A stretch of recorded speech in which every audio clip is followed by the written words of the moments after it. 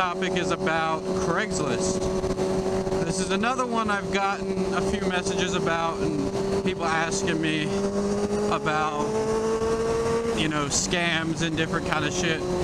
And I've been down the scam road. I've had safe transactions, and you know, it's a really high scam website. Like, people scam people all the time. You know, they say it's safe and shit. It's really not. You just gotta know what to look for, and you should be fine though. The first thing that happened to me when I got scammed was I was looking for an R1. That's exactly what I was looking for. This is probably the biggest scam. Like, I've had little scams and you know, almost scams, but this is when I got really fucked over. I was looking at a 2000 Yamaha R1. It was blue, and the guy was asking, I think, $3,000. He said there was only one thing wrong with it. He needed like a fuel pump or some shit. Not a fuel pump, like a fuel filter or something like that. I forget. Maybe it was an air filter. I don't know. But, you know, me being young and shit, not really knowing about motorcycles, and I mean, I know about motorcycles, but not enough to be able to buy my own like I was trying to do. Looking back at it now, I'm like, fuck. Don't ever trust anything like that. But I went through with the deal. We were supposed to meet somewhere because he was from Maryland. He was probably an hour away from my house, so we decided to meet. And I had my driver's license then, but I did not have my motorcycle license. And it was going to be my first bike that I bought myself. I went to where we were supposed to meet. It took me about an hour and a half because it was rush hour when I went. And, you know, we were talking back and forth with emails and text messages, and we even talked on the phone. Like, that's a big thing. If they won't talk to you on the phone, then it's really not a good idea to trust them, you know? But he was talking to me on the phone and shit. So it was like a little gas station where we were going to transfer everything, and because I had my truck with me, he had his truck and shit. I tried to call him, he didn't answer. I tried to text him, email him and shit, never answered. And so we're sitting there for about 2 hours waiting for this guy, hopefully that maybe he just hit some traffic or something. But no, he never showed up.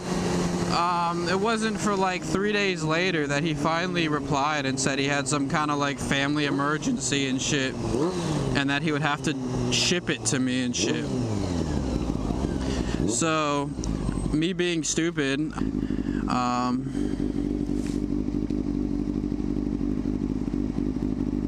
okay, that was kind of weird. Jaywalker. But I Western Union him the money like he asked me to do, and at this point I was really fucking stupid. Like, don't ever send somebody money unless the bike is in front of you. Do not hand them money unless you have a bike in front of you. Long story short, I still haven't received my bike. We've tried to, you know, get a hold of him and do all these shit, you know, get the cops involved and all kinds of stuff. But there's nothing that they could do because he just kind of disappeared. So I don't know if he was like watching me that first night to see what kind of person I was or something like that. I don't know. But he never fucking sent me my motorcycle. Like, he never shipped it and nothing ever happened. So don't ever do some dumb shit like that.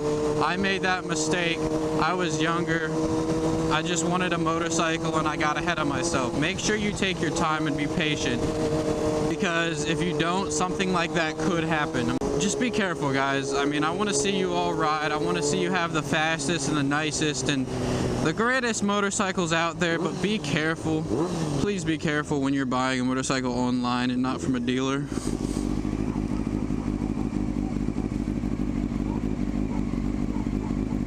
That's just pretty much my story of my bike, you know, my Craigslist story.